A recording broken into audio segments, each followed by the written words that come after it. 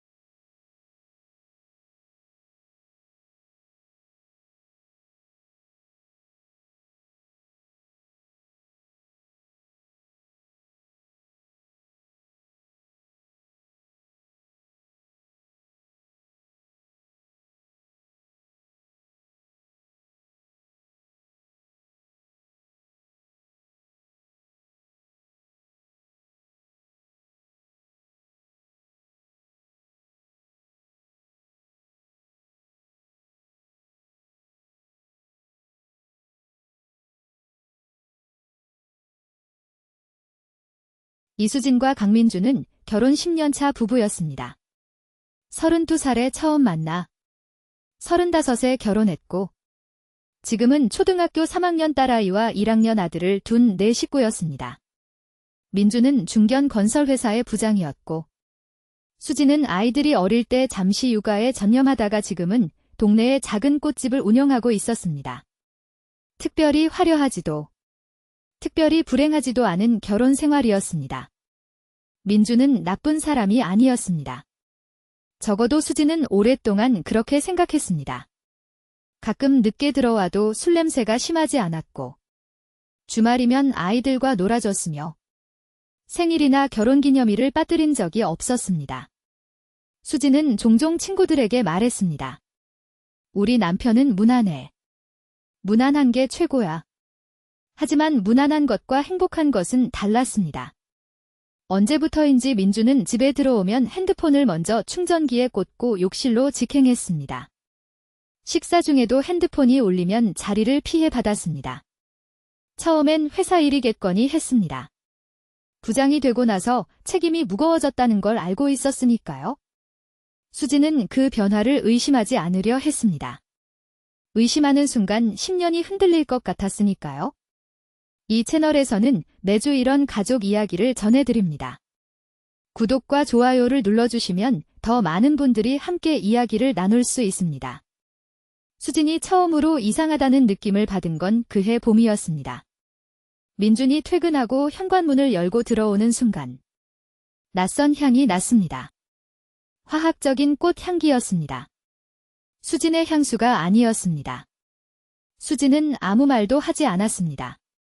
하지만 그 향기는 오래도록 지워지지 않았습니다. 그날 밤 수진의 핸드폰으로 카카오톡 메시지가 왔습니다. 발신자는 저장되지 않은 번호였습니다. 메시지 내용은 단 한 줄이었습니다. 그 사람 오늘 집에 일찍 들어갔어요. 저 좀 걱정되는데? 수진은 처음에 잘못 온 문자라고 생각했습니다. 그냥 지나쳤습니다. 하지만 30분 뒤 다시 알림이 왔습니다. 아, 죄송해요. 잘못 보냈어요. 그게 전부였습니다. 누군가 민준에게 보내려던 메시지를 수진에게 잘못 보낸 것이었습니다.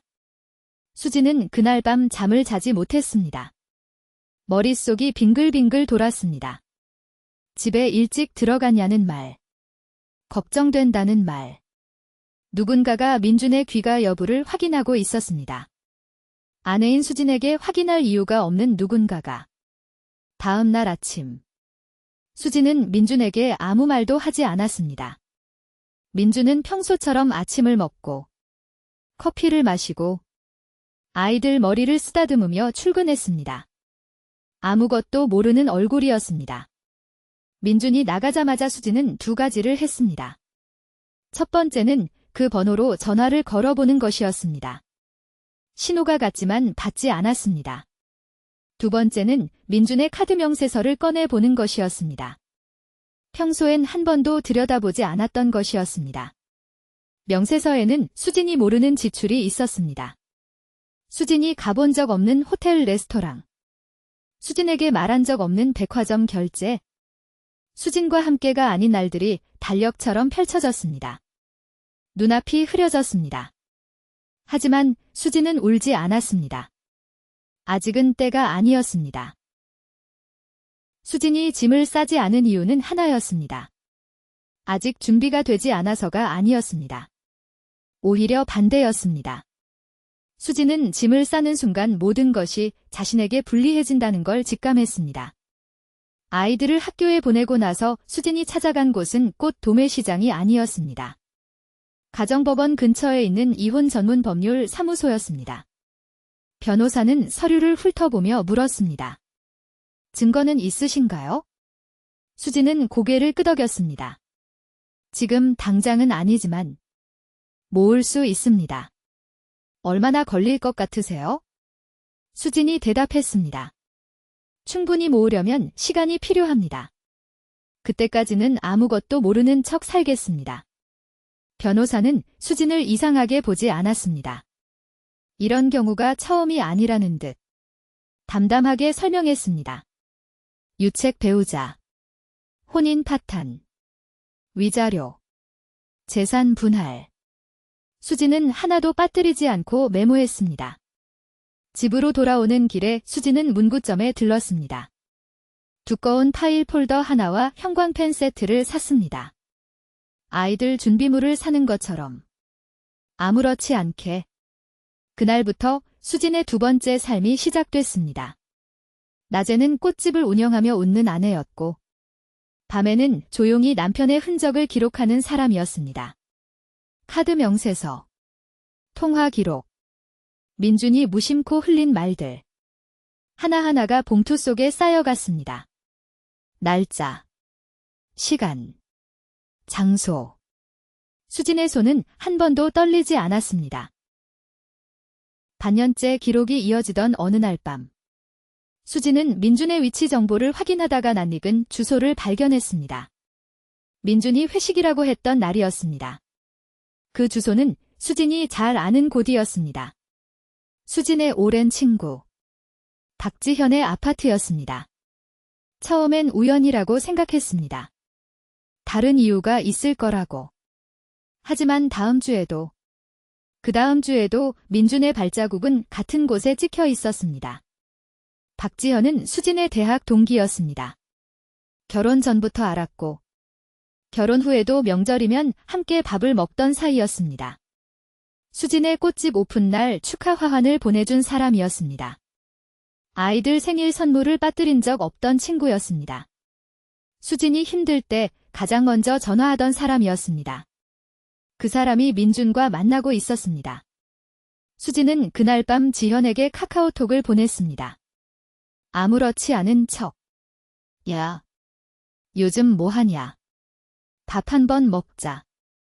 지현의 답장은 빨랐습니다. 응. 다음 주에 보자. 이모티콘까지 붙여서. 수진은 핸드폰을 내려놓고 처음으로 오래 울었습니다. 남편의 배신이 아프지 않은 것이 아니었습니다. 그런데 지현이라는 사실이 더 아팠습니다. 10년이었습니다. 두 배신이 동시에 쌓여 있었습니다. 수진은 울면서도 봉투를 꺼냈습니다.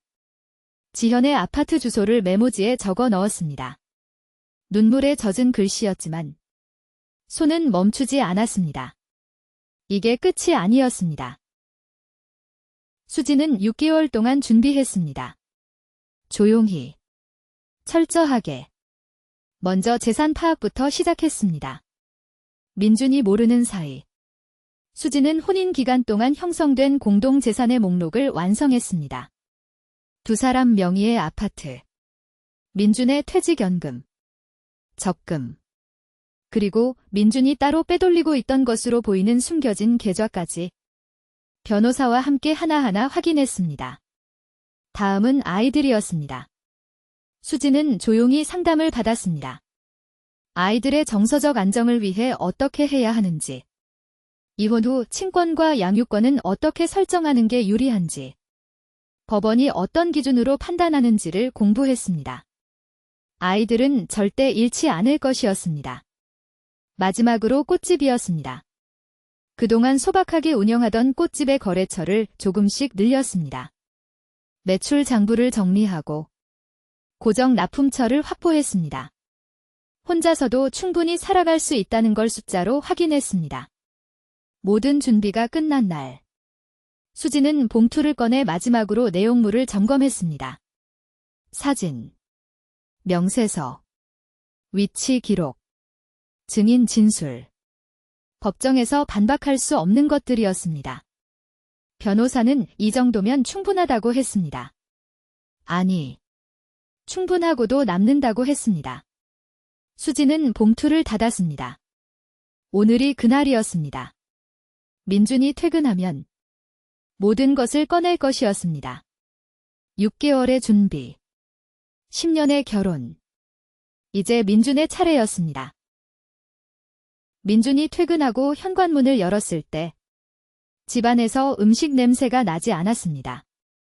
거실 불이 켜져 있었고 식탁 위에 뭔가 놓여 있었습니다. 아이들이 보이지 않았습니다. 수진이 식탁 앞에 앉아 있었습니다. 웃지 않는 얼굴로 수진이 말했습니다. 앉아봐. 할 얘기가 있어? 민주는 자리에 앉았습니다. 봉투를 열자 사진들이 쏟아졌습니다. 날짜가 찍힌 사진들이었습니다. 민준의 얼굴이 굳어갔습니다. 처음엔 발뺌했습니다. 이게 뭐야? 오해야. 그냥 같이 밥 먹은 거야?